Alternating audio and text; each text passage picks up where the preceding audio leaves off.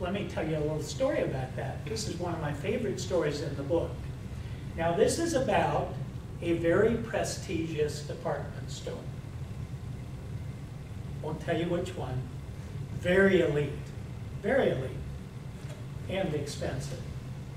And Virginia was shopping in Miami. Remember, she lives in a condo on Biscayne Bay. She's never seen a beautiful view. And so Virginia is shopping with a board member, and her guide dog, Tracker. She's on her third guide dog. It just arrived. Tracker retired. Gibney, her second dog, and they're all beautiful. Gibney died, actually, of kidney failure about a month ago, and she's on her, which was devastating. If you know any blind people with guide dogs, you know how close a relationship is. She could not live the life she lives without a guide dog.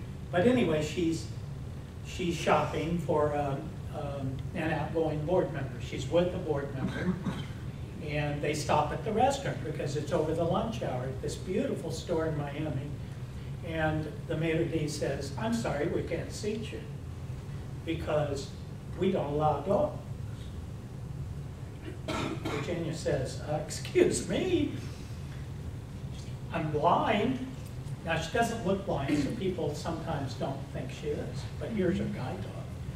She says, "This is a guide dog, and by law you seat me." "No, I'm sorry, we make no exceptions.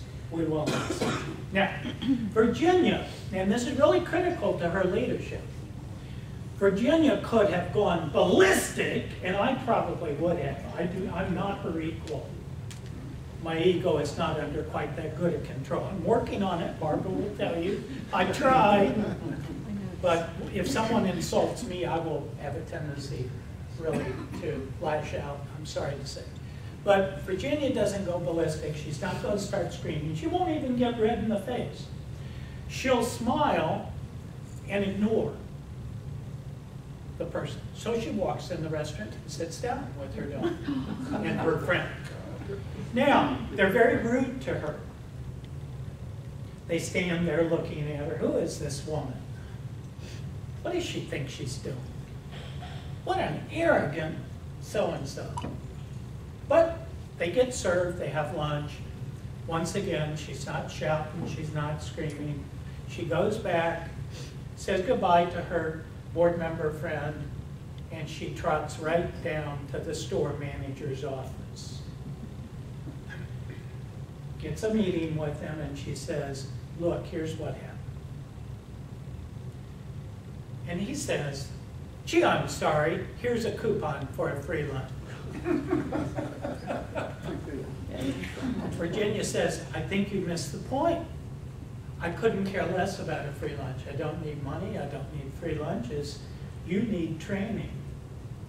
What if I had been a 17-year-old blind boy on his first date?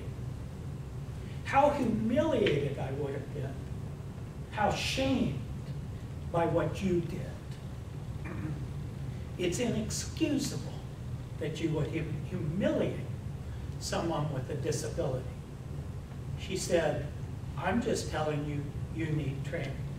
So he blew her off. Okay, she's still not organizing any picketing. She leaves, she's not screaming, she gets back to the office, her driver takes her back to the office. What does she do?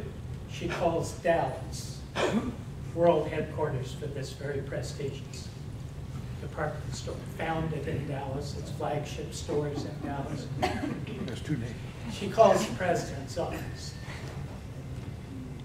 She explains to the executive secretary what happened, and the executive secretary, the president's CEO of the whole company, secretary says, "Well, let me turn you over to the legal office." She says, "No, I'm not going to sue you. I don't have any interest in a lawsuit. I don't want to talk to attorneys. I want you to know if anyone in Miami gets wind of how I was treated, you get serious problems. We are talking public relations, not law. I'm not going to cause you any problems if you take care of this." and do some training for your employees. You tell the president that. But he's got a serious public relations issue if nothing happens. Well, the prize arrived.